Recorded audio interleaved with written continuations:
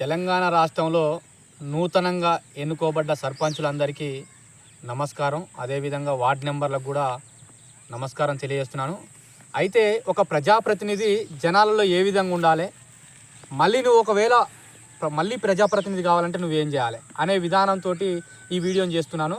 మీరందరూ చూసి నేర్చుకోవాలి పక్క. ఇక కొద్దిమంది ఎట్లున్నారంటే మరి చిల్లరగా ఉన్నారు. ఆ చిల్లర కోసమే ఫస్ట్ మనం సమాజ సేవ చేసుకోవాల్సిన అవసరం ఉంది, ప్రజలలో ఉండవలసిన అవసరం ఉంది, ప్రజా సమస్యలు తీర్చవలసిన అవసరం ఉందని చెప్పి కూడా ఈ వీడియో ద్వారా మీకు తెలియజేయదలుచుకున్నా.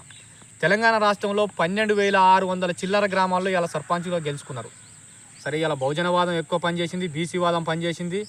80% బహుజనులే గెలుచుకోవడం జరిగింది. యాక్చువల్గా 90% రానున్న రోజుల్లో గెలుస్తారు. అదంతా ఇక నమ్మకం అనేది ఏర్పడ్డది. కానీ ఇప్పుడు గెలిచిన వాళ్ళు ఏం చేయాలి? అనునిత్యం నువ్వు ప్రజలలో ఉండు, నీకు నెక్స్ట్ అవకాశం ఉంటుంది. అనునిత్యం నువ్వు ప్రజల సమస్యలు తీర్చు, నీకు నెక్స్ట్ అవకాశం ఉంటుంది. అనునిత్యం గ్రామ అభివృద్ధి కోసం పాటుపడు, నీకు మళ్ళీ అవకాశం ఉంటుంది. కానీ నేను షోయింగ్ చేస్తా, నేను ఏనో భయవంతా, నేను ఏదో ఒకటి చేస్తే అయిపోతుందిలే, గెలిచిన కదా ఇక నాకేం కాదు, నేను ఇదే అని చెప్పి ఆ షోయింగ్ బంద్ చేసుకొని అందరికీ తెలియజేస్తున్నా, మీరు ప్రజలలో ఉండండి, ప్రజా సమస్యలు తీర్చండి. మీరు బహుజనులుగా మళ్ళీ రానున్న రోజుల్లో స్థానిక సంస్థలు ఇప్పుడు ఎంపీటీసీ కానీ ఇప్పుడు జెడ్పీసీ కానీ తదితర మున్సిపాలిటీలు అన్నీ మళ్ళీ బహుజనులే గెలవాలి. ఎందుకంటే మీరు అట్లా మోటివేషన్ చేసుకుంటూ పోండి. పలానా దుక్కులో మేము గెలిచినాం, మీకు కూడా మేము సపోర్ట్ ఉంటాం, మేము గెలిపించుకుంటాం అని చెప్పి ఆ విధానాలతో పోతే రేపటి నాడు నువ్వు ఎంపీటీసీ గెలిచి ఎంపీపీ కావచ్చు, జెడ్పీసీ గెలవచ్చు, జెడ్పీసీ తర్వాత జెడ్పీ చైర్పర్సన్ కావచ్చు, ఎమ్మెల్యే గెలవచ్చు. ఇవన్నీ మద్దతును కూడా కట్టుకోండి. నీ మండలాన్ని, నీ జిల్లాని, నీ పక్క ప్రాంతాలను మద్దతు కూడా కట్టుకోరి. నువ్వు సమాజ సేవ చేస్తుంటే నువ్వు నలుగురు తెలుస్తావు. నీ మద్దతు ఆయనకు కావాలి, ఆయన మద్దతు నీకు కావాలి. కనుక ఇట్లా నువ్వు జనాల్లో ఉండాలి. వచ్చిన పైసలు వచ్చినట్టు గ్రామ అభివృద్ధి కోసం పెట్టండి. నేను 20 లక్షలు పెట్టినా, 30 లక్షలు పెట్టినా, కొద్ది దగ్గర ₹1 కోటి కూడా పెట్టిరని చెప్పి సోషల్ మీడియాలో చూస్తున్నాం. నేను ఇంత పైసలు పెట్టినా, నేను ఏం పని చేయను, వచ్చిన పైసలన్నీ ఏదో లెక్క చూపిస్తా, పైసలు వెనకేసుకున్నట్టు ఇక జీవితంలో ఇది ఒక పేరు అయిపోతే ఇక నువ్వు ఎప్పుడు కూడా మళ్ళా నువ్వు ప్రజాప్రతినిధి గెలవు అని చెప్పి కూడా ఈ సందర్భంగా తెలియజేస్తున్నా.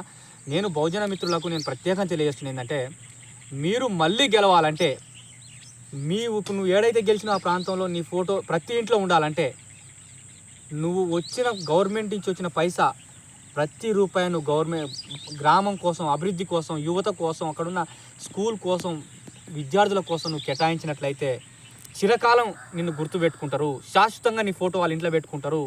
ఎప్పుడైతే నువ్వు శాశ్వతంగా నీ ఫోటో వాళ్ళ ఇంట్లో పెట్టబడిందో అప్పటి నుంచి అనునిత్యం నువ్వు ప్రజాప్రతినిధివే. నువ్వు చచ్చిపోయినాక నువ్వు వాళ్ళ గుండెల్లో ఉంటావు. ఇగో ఇది కావాలి మనకు. కానీ మరి వేరే షోయింగ్లు ఆపుకొని ఈ షోయింగ్లు చేసుకుంటేనే మీకు రానున్న రోజుల్లో అవకాశం ఉంటుంది. నేను ఎందుకు చెప్తున్నా అంటే, ఈ షోయింగ్ చాలామందిని చూస్తున్నా కదా, గ్రామం తిరుగుతున్నా, బహుజనవాదం అని చెప్పి, బీసీ వాదం అని చెప్పి తిరుగుతున్నా సరే ఇలా కొలిక్కి వచ్చింది. వాస్తవానికి 2028లో మనం ప్రజాప్రతినిధులుగా, ఎమ్మెల్యేలుగా, చట్టసభల్లో మనం ఉండవలసిన అవసరం ఉంది. బహుజనులే అధిక శాతం ఉండాలి. అంటే మీరందరూ ఇప్పుడు గెలిచిన వాళ్ళందరూ మంచిగా పనిచేసుకుంటూ పోతే రానున్న రోజుల్లో ఎమ్మెల్యేలు అందరూ మన చట్టసభల్లో కూర్చుంటాం. అది ఎస్సీలు కావచ్చు, ఎస్టీలు కావచ్చు, బీసీలు కావచ్చు, మన బహుజన సమాజం మొత్తం రానున్న రోజుల్లో 80%, 90% మనం చట్టసభల్లో ఉంటున్నాం. రానున్న రోజుల్లో వచ్చే నెలల్లో కానీ ఎప్పుడైనా కానీ స్థానిక సంస్థల ఎంపీటీసీ, జెడ్పీసీలు మళ్ళీ ఎప్పుడు ఉన్నాయో మీరు కూడా బహుజనులే నిలబెట్టుకోరి. గెలిచిన వాళ్ళు మళ్ళీ గెలవబోయే వాళ్ళని బహుజనులను పెట్టుకున్నట్టయితే మనందరం బహుజనులు అవుతాం.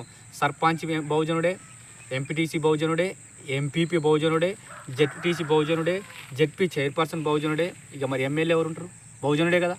మరి ఇవన్నీ అవకాశాలు ఉన్నాయి. మనకి ఇంకా సిగ్గుశరం లేకుండా అగ్రకులాల కాడికే పోతున్నాం. వాళ్ళకి ఆ 4 ఓట్లు లేనుకోటి పోయి శాలువ కప్పుతున్నాం, దండ వేస్తున్నాం. మనకు సిగ్గుశరం ఉండాలి. ₹1 లేదు, బువ్వ లేదు, కనీసం కూరటికల కూర ఉండట్లేదు మనకు. వానికి ఏసీ కార్లు, పెద్ద పెద్ద బంగ్లాలు, 1000 కోట్లు, ఉన్న ఆస్తులు 100 ఎకరాలు. అరే, నువ్వు సమాజ సేవ చేద్దానికి వచ్చినావు, ప్రజల ఓట్లు వేసుకొని ప్రజలకు సేవ చేద్దానికి వచ్చినావు. నీకు 100 ఎకరాలు ఎందుకు రాబాయి? సేవ చేద్దానికే కదా రాజకీయం చేసేది. రాజకీయం ఉద్యోగం కాదు కదా నీకు. సేవ చేసేటువంటి భూములు 100 ఎకరాలు ఎందుకు? పంచిపెట్టాలి కదా, ఫస్ట్ నీకంటే స్టార్ట్ కావాలి అని చెప్పి కూడా ఈ సందర్భంగా అంటున్నా. మరి వాళ్ళైతే పంచిపెట్టరు. 100 ఎకరాలు ఉన్న వాళ్ళు అగ్రకులాలు అయితే ఎవరు పంచిపెట్టరు. మనకు అది తెలిసిన విషయం. మరి ఇప్పటికైనా మనం సోయి తెచ్చుకొని మరి ఎంతోమంది బహుజనవాదం మీదేసుకొని ఇప్పుడు ఇటు తీర్మార్ మల్లన్న కానీ, ఇటు విశాన్ మహారాజ్ కానీ, అటు ఆర్ కృష్ణ కానీ, ఇటు జాతుల శ్రీనివాస్ కానీ, ఇటు మందకృష్ణ మాది కానీ, ఇంకా అనేక వ్యక్తులు, ఇటు చిరంజీవులు కానీ, ఐఏఎస్ రిటైర్లు, అటు మాజీ విశ్వేశ్వరయ్య రిటైర్డు జడ్జి గారు కానీ, ఇంకా తదితరులు ఎంతోమంది, మా పురుజురాజు అన్న కానీ, ఇటు విట్టలు కానీ, ఇంకా చాలామంది మేధావులు ఉన్నారు. వీళ్ళందరితో పనిచేయండి దయచేసి. వీళ్ళకు పోయి శాలలు కప్పి వీళ్ళకు బొక్కేలియండి. పనికి రానోనికి అసలు ఏమిట్లకేమి వాళ్ళు రానోనికి పోయి శాలలు కప్పుడు. వాస్తవానికి చట్టసభలో 40 మందికి 10వ తరగతి లేదట. ఇక మరి ఇంత దౌర్భాగ్యం ఉంది మన కాడ. చదువుకున్నోడు కావాలరా మన బహుజనుడు కావాలంటే మన అగ్రకులం కాడికి పోతుంటుంది. ఇకనన్నా సోయి తెచ్చుకొని మనం ఏందో మనం ఓటేసుకుందాం. ఫస్ట్ అసలు ఈ బహుజన నాయకులారు మీరు ఫస్ట్ రాజ్యాంగం చదివితే చట్టాలు ఏంది, కథ ఏంది, ఆర్టికల్స్ ఏంది, కథ అన్నీ అర్థమవుతాయి. అప్పుడు మనం ఏ విధంగా పోవాలి, ఒక ఎంఆర్ఓ కాడికి ఎట్లా పోవాలి, ఒక పోలీసు ఆయన కాడికి ఎట్లా పోవాలి, ఇంకా తదితర వ్యవస్థలో ఉన్న ప్రతి కాడికి మనం ఎట్లా పోవాలి, ప్రజలకు ఎట్లా న్యాయం చేయాలనేది మనకు తెలుస్తుంది. ఏం చదవకుండా షోయింగ్ చేసి నైటు మళ్ళీ తెల్లారి సందకాడ సవాలు తెల్లారి దివాలనేది ఒకటి ఉంటుంది సామెత. ఇగో ఇట్లా చేసుకుంటూ పోతే కాదు. నువ్వు అనినిత్యం ప్రజలలో ఉండాలి. నీ ఫోటో ప్రతి ఇంట్లో ఉంటే నువ్వు రానున్న రోజుల్లో రాజకీయంగా ఎదుగుతావు, సమాజ సేవకుడు అవుతావు అని చెప్పి కూడా ఈ సందర్భంగా తెలియజేస్తున్నా. ప్రతి ఒక్క బహుజనుడు ప్రజలలో ఉండి ప్రజా అభివృద్ధి కోసం, మన గ్రామ అభివృద్ధి కోసం పాటుపడాలని చెప్పి ఈ సందర్భంగా తెలియజేస్తున్నాను. Thank you.